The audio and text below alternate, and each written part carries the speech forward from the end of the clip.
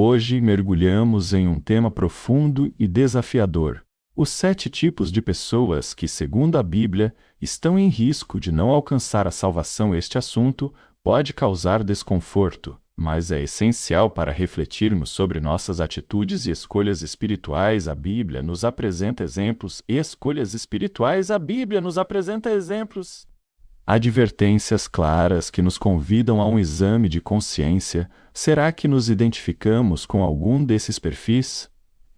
Ao longo deste roteiro, vamos explorar o que as Escrituras dizem sobre essas pessoas e como podemos evitar esses caminhos. Prepare-se para uma análise detalhada e reflexiva, pois este tema nos desafia a repensar nossas vidas e nossa relação com Deus. Primeiro tipo: os que rejeitam a existência de Deus. O primeiro grupo mencionado na Bíblia são aqueles que negam a existência de Deus, conhecidos como ateus em termos contemporâneos. O Salmo 141 diz o insensato em seu coração: não há Deus. Essas pessoas vivem em um mundo onde tudo é reduzido ao material, negando qualquer dimensão espiritual. Ao rejeitarem a Deus, elas automaticamente negam o fundamento da fé, que é essencial para a salvação.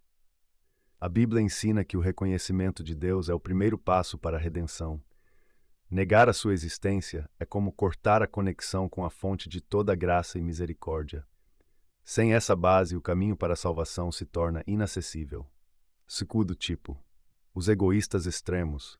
O egoísmo desenfreado é outro obstáculo à salvação.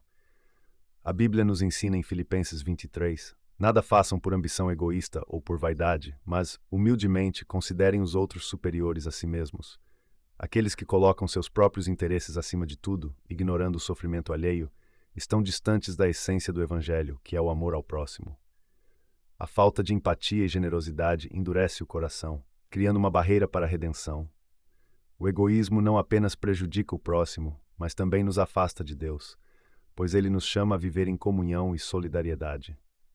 Terceiro tipo: os que blasfemam contra o Espírito Santo. Um pecado considerado imperdoável pela Bíblia é a blasfêmia contra o Espírito Santo.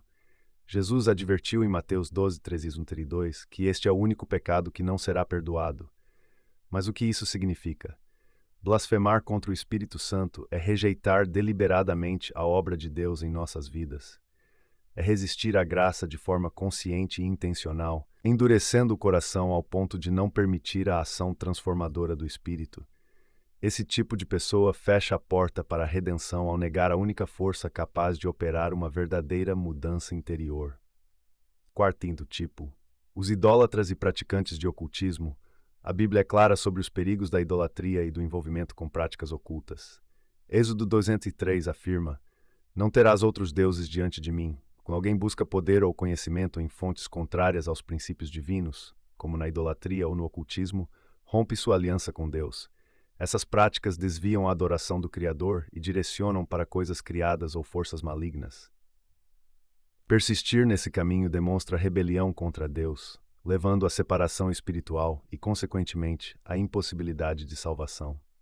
Quinto tipo: os cruéis e desrespeitosos. O mandamento de amar ao próximo é central na mensagem cristã, mas há aqueles que vivem ferindo e desrespeitando os outros. Em 1 João 420, lemos: se alguém diz eu amo a Deus, mas odeia seu irmão, é mentiroso. Essas pessoas utilizam mentiras, traições e crueldade como ferramentas para alcançar seus objetivos, sem considerar o impacto em suas vítimas. A Bíblia ensina que o amor e a compaixão são marcas de quem está em comunhão com Deus. A ausência dessas virtudes revela um coração longe da graça divina, incapaz de receber a salvação. Sexto tipo: os hipócritas religiosos. A hipocrisia foi fortemente condenada por Jesus durante seu ministério. Em Mateus 2:3-27, ele chamou os fariseus de sepulcros caiados, bonitos por fora, mas cheios de podridão por dentro. Os hipócritas religiosos aparentam santidade, mas suas ações revelam falsidade e corrupção. Eles usam a fé como fachada para enganar os outros, mas Deus sonda os corações e sabe da falta de sinceridade. Sem uma transformação genuína, esses indivíduos estão espiritualmente perdidos, incapazes de alcançar a redenção. Sétimo tipo: os gananciosos e avarentos. A busca desmedida por riquezas é outro fator que impede a salvação. Em 1 Timóteo 6:10 lemos: o amor ao dinheiro é a raiz de todos os males. A ganância leva as pessoas a colocar bens materiais acima de valores espirituais. Quem vive em função do acúmulo de riquezas negligencia a generosidade e a compaixão, distanciando-se do propósito de Deus. A salvação exige um coração desprendido, disposto a compartilhar e ajudar os outros, algo impossível para quem é dominado pela avareza.